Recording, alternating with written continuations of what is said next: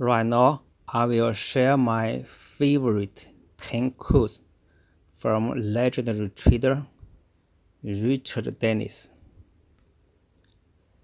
Here is his background. He is a commodity speculator, once known as the Prince of the Pit. Was born in Chicago in January 1949. In the early 1970s, he borrowed $1,600. Actually, he paid $1,200 for the fee. He only used $400 to trade. Reportedly made $200 million in about 10 years. When a future trading fund under his management incurred significant losses in the stock market crash of 1987, he retired from trading for several years. He has been active in Democratic and libertarian political causes, most notably in the campaigns against drug prohibition.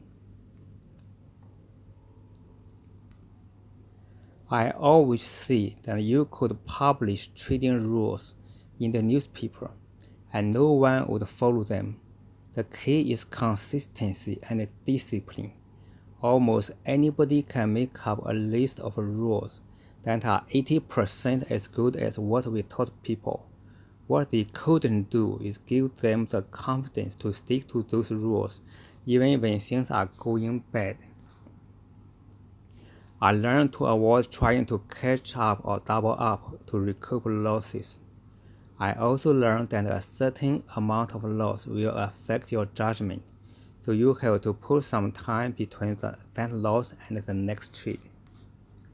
You have to minimize your losses and try to preserve capital for those very few instances where you can make a lot of in a very short period of time.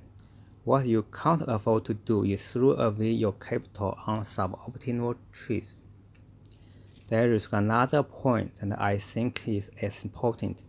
You should expect the unexpected in this business. Expect the extreme. Don't think in terms of boundaries that limit what the market might do.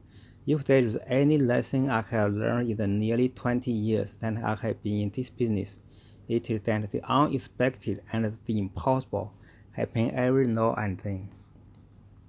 Trading has taught me not to take the conventional wisdom for granted. What money I made in trading is testimony to the fact that the majority is wrong a lot of the time.